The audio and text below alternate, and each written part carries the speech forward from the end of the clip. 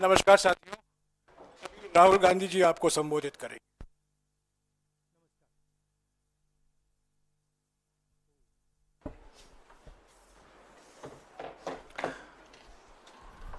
Parliament में हमने कहा था कि कास्ट सेंसस को हम करवा के छोड़ेंगे,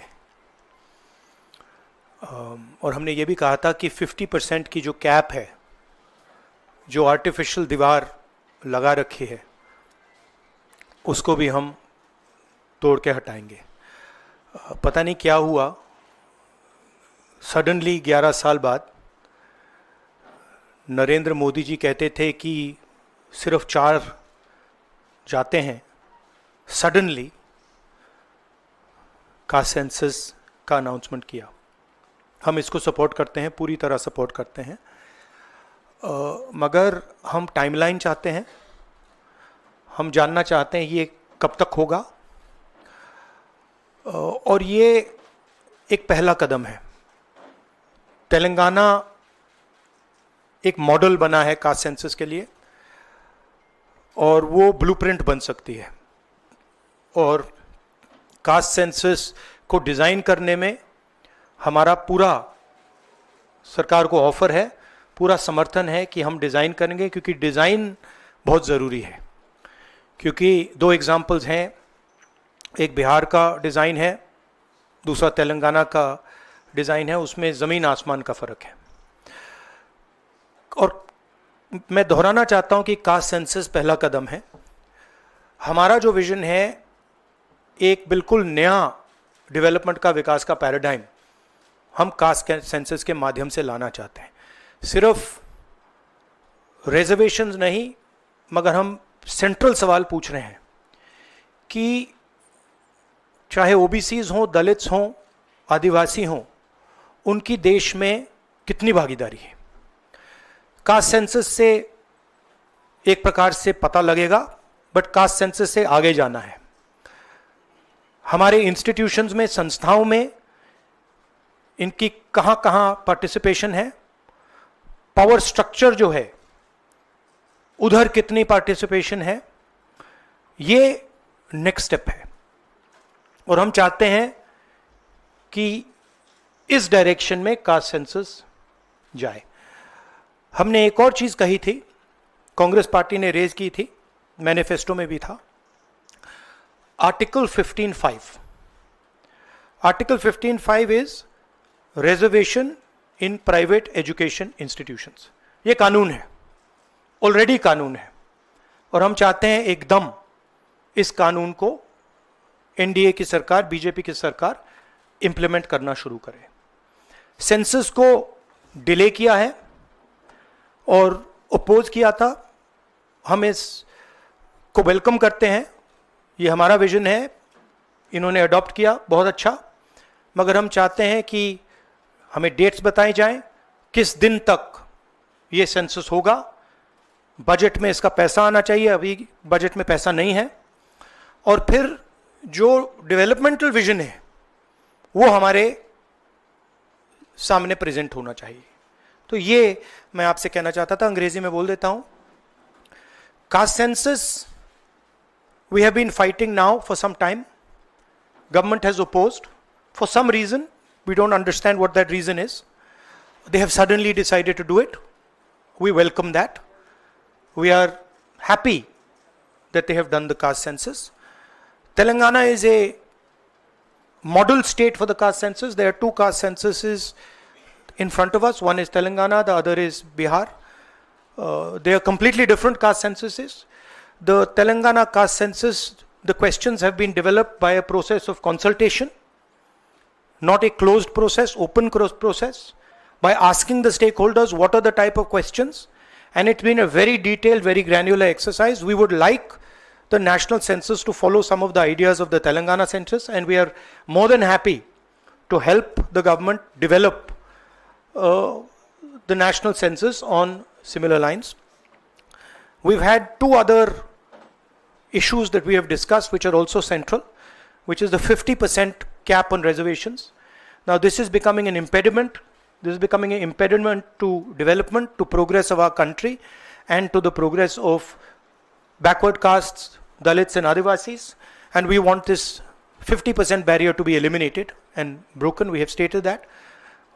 We have put enough pressure on the government to get the caste census done.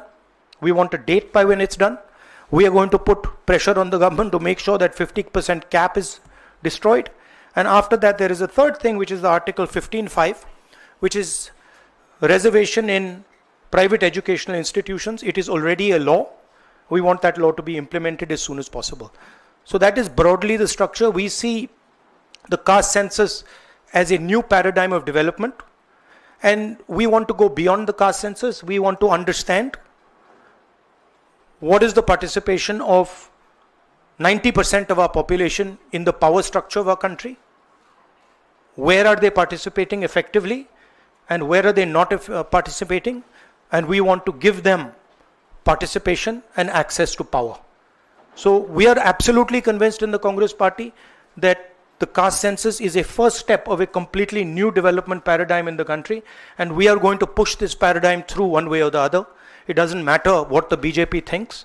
We have shown that we can pressure the BJP into doing the caste census. We are going to show you that we are going to pressure the BJP into doing 15(5) and also removing the 50% cap. I think every Congress member, every Congress worker, every single person who has fought for the caste census, and there are millions of people, activists from the backward communities, Dalits, Adivasis, I'm very proud of what you have done. This would not be possible without the effort, without the hard work that you have done. It has been a sustained campaign that we have run, and I'm very proud of every single person who has helped us in this campaign. Thank you.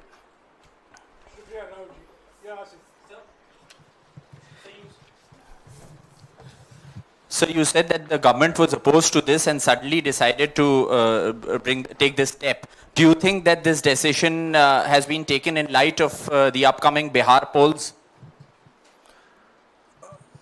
No, I don't think so. I don't think that's why this decision has been taken in a hurry. I don't need to comment on whether they took it, when they took it, how they took it. Now they have taken it. We are happy they've taken it. Now this needs to be taken forward. Sir, प्रधानमंत्री बार बार ये कहते थे कि ये 4 जातियां होती हैं सिर्फ देश में. अब अचानक से फैसला हुआ, तो क्या लगता है कि आपको जो विपक्ष ने और आप लोगों ने दबाव बनाया, उस दबाव के कारण? ये सिर्फ हमने दबाव नहीं डाला, ये सिर्फ दबाव नहीं डाला है हमने. ये हमने ऑर्गेनाइज तरीके से बहुत गहराई से कैंपेन चलाया है, ग्रासरूट लेवल पे कैंपेन चलाया है, और महीनों से हम ये कैंपेन चला रहे हैं और इस कैंपेन का असर पड़ा है, इफेक्ट आया है, और इसीलिए इन्होंने ये डिसीजन लिया है. बट कास्ट सेंसस जो मैंने आपसे बोला, ये दरवाजा खोलने का तरीका है. उसके बाद रियल विकास का काम शुरू होगा. एक बार हमें इंफॉर्मेशन मिलेगी तो फिर हम उस इंफॉर्मेशन के बेसिस पे हम एक्शन ले पाएंगे. मैं आपको 2-3 उदाहरण देता हूं. तेलंगाना के कास्ट सेंसस में से इंफॉर्मेशन किस ग्रैन्युलैरिटी की आ रही है और किस टाइप की इंफॉर्मेशन आ रही है. तेलंगाना में जो कॉर्पोरेट स्ट्रक्चर है, CEOs, management team, senior management, ownership structure, उसमें आपको एक दलित नहीं मिलेगा, एक आदिवासी नहीं मिलेगा, एक पिछड़े वर्ग का व्यक्ति नहीं मिलेगा. मैं कह रहा हूं एक नहीं मिलेगा. मैं ये नहीं कह रहा हूं कि 1% नहीं मिलेगा, है ही नहीं. 90% of India is not represented there. First. Second, gig workers, जिनके लिए हमने तेलंगाना में और अब कर्नाटक में हम कानून बना रहे हैं. अगर आप गिग वर्कर्स की लिस्ट देखें, जिसको मैं मॉडर्न स्लेवरी कहता हूं, उसमें आपको सिर्फ ओबीसी, दलित और आदिवासी मिलेंगे. तो ये 2 स्ट्रीम्स बन रही हैं. एक स्ट्रीम मजदूरी की स्ट्रीम, गरीबी की स्ट्रीम, बेरोजगारी की स्ट्रीम, जिसमें दलित, आदिवासी, पिछड़ा वर्ग है, और दूसरी स्ट्रीम जिसमें एक छोटी सी एलीट पूरे के पूरे सिस्टम को कंट्रोल कर रही है, उसके ऊपर अदानी जी अंबानी जी बैठे हैं। तो ये कास्ट सेंसस इस चीज को बदलने का फाउंडेशन है, पहला कदम है। राहुल जी, आप लगातार दबाव बना रहे थे, लेकिन पिछले 11 सालों से प्रधानमंत्री मोदी इस पर नहीं मान रहे थे। अभी पहलगाम का इतना बड़ा हादसा हुआ, क्या आपको लगता है कि इस वक्त में जो टाइमिंग है प्रधानमंत्री की कास्ट सेंसस को मानना, वो पहलगाम से ध्यान भटकाने की कोशिश है? आप जर्नलिस्ट हो, ये आप लोगों का काम है, आपका काम स्पेक्यूलेशन है, मेरा काम स्पेक्यूलेशन नहीं है, मैं फैक्ट्स पे काम करता हूं। तो आप स्पेक्यूलेट कीजिए, मैं इस पे स्पेक्यूलेट नहीं करूंगा, मेरे को स्पेक्यूलेट करने की ज़रूरत ही नहीं है। उन्होंने क्यों लिया क्यों नहीं लिया उसमें मुझे कोई इंटरेस्ट नहीं है। लिया, और ये बड़ा स्टेप है। मैं सिर्फ ये समझना चाहता हूं कि ये सेंसस कब होगा और ये किस प्रकार से सेंसस होगा, कौन से सवाल इसमें होंगे। क्योंकि आप कह सकते हो कि हमने सेंसस कर दिया और फिर रेलेवेंट सवाल आपने नहीं पूछे, तो फिर उसका कोई मतलब ही नहीं है। तो तेलंगाना में हमने बहुत गहराई से पब्लिक में जाकर कंसल्टेशन करके, लाखों लोगों से कंसल्टेशन करके हमने डिजाइन किया है। तो we want a people's census, we don't not want a bureaucrat census. Sir, आप पहले ही कहते थे कि एक्सरे आई, तो एक्सरे के लिए सरकार राजी हो गई है। किस तरीके से एक्सरे हो? आप बार बार तेलंगाना मॉडल की बात कर रहे हैं, तो क्या तेलंगाना मॉडल अडॉप्ट होना चाहिए? किस तरीके से होना नहीं, चाहिए? देखिए, तेलंगाना मॉडल में 2-3 प्रिंसिपल्स हैं। पहला प्रिंसिपल है कि बंद कमरे में 5-10 ब्यूरोक्रेट्स ने उसको नहीं डिजाइन किया, ठीक है? क्योंकि फ्रैंकली बोलूं तो जिन कम्युनिटीज की हम मदद करने की कोशिश कर रहे हैं उनकी होल्ड ब्यूरोक्रेसी में है ही नहीं। तो हम चाहते हैं मैस सेंसस, ओपन टेक्नोलॉजी का सेंसस, जहां हम स्टेक होल्डर से पूछें आपको एक्चुअली डिजाइन में आपकी क्या राय है, आप डिजाइन के बारे में क्या सोचते हो। यह तेलंगाना का first principle. Second principle Telangana में कि we have set up a expert group who is now going to study all the data and is going to present to the government of Telangana a vision based on caste census. So that is the second step. And third step, as you are already aware, Telangana has demolished that wall of 50%, right? And also the 15.5, article 15.5 जो मैंने mention किया है।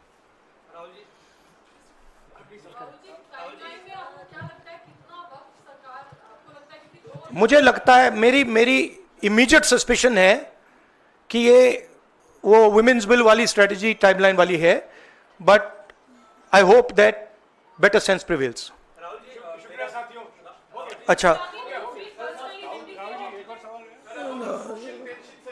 No, I want to से one other thing which is frankly बहुत जरूरी है, और आज ये शायद कास्ट सेंसस से भी ज्यादा जरूरी है। मैं आज कानपुर गया और वहाँ पे जो टेररिज्म के विक्टिम थे उनसे मैंने बात की, परिवार से मैंने बात की। कोल्ड ब्लडेड तरीके से उनके बेटे को मारा गया है, बिना मर्सी के।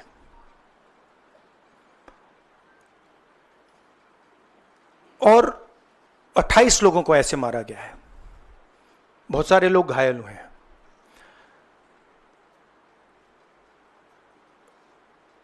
मैं इस पे कमेंट नहीं करना चाहता हूं ये कैसे हुआ। मैं सिर्फ ये कहना चाहता हूं कि जिन लोगों ने ये किया है, जो भी हैं, कहां भी हैं, they have to pay for this. And they have to pay for it properly, not in some half-hearted way, ऐसे आलतू फालतू तरीके से नहीं। They have to pay for it properly, कि इनको याद रहे कि हिंदुस्तान के साथ ये नहीं किया जा सकता है। हमने क्लियरली ऑपोजिशन की और सरकार की मीटिंग में क्लियर हमने लाइन दी है, यूनानिमस लाइन, कि जो हुआ है एक्सेप्टेबल नहीं है। और पूरा का पूरा ऑपोजिशन 100% सपोर्ट सरकार को देगा और दे रहा है। नरेंद्र मोदी को एक्शन लेना है, एकदम एक्शन लेना है, और पूरा का पूरा विपक्ष उनके साथ खड़ा है। जिन लोगों ने यह किया है, दे हैव टू पे द प्राइस फॉर दिस। जो परिवार है, उन्होंने आप लोगों को मेरे थ्रू एक मैसेज दिया है। एक्चुअली प्रधानमंत्री जी को उन्होंने मुझे कहा कि आप प्रधानमंत्री जी को ये बताइए, तो मैं 28 जो हमारे शहीद हैं उनके साइड से प्रधानमंत्री को आपके माध्यम से मैसेज दे रहा हूं। प्रधानमंत्री जी, उन्होंने कहा है कि हमारे जो बच्चे हैं वो शहीद हुए हैं, हम चाहते हैं कि आप उनको शहीद का दर्जा दीजिए, रिस्पेक्ट दीजिए। ये मैं कहना चाहता था। आप सबका बहुत बहुत धन्यवाद। Thank you. शुक्रिया राहुल जी, शुक्रिया शुक्रिया शुक्रिया शुक्रिया Yeah, Rahul we ji. are saying, I am saying that 28 people have been killed in cold blood. Okay? It is pretty clear who is responsible for this. The people who are responsible for this must pay a price. The Prime Minister has to take action. Right? And the action has to be clear and it has to be strong. Without any confusion. The Prime Minister must not dilly-dally, must not waste time, must make it very clear that India is not going to tolerate this type of nonsense. So he needs to act. That's what I'm saying. He can act in whatever time frame he thinks necessary, but he has to act soon. शुक्रिया, I think you heard what I said. या शुक्रिया I शुक्रिया said, शुक्रिया। I think you heard what I said. I said, let me speak. I'm not advocating anything. I'm being very clear. The people who've done this need to pay a price. Okay? And the Prime Minister has to act on it now, firmly. He should not dilly-dally. He should not be in a confused state. Thank you. Thank you.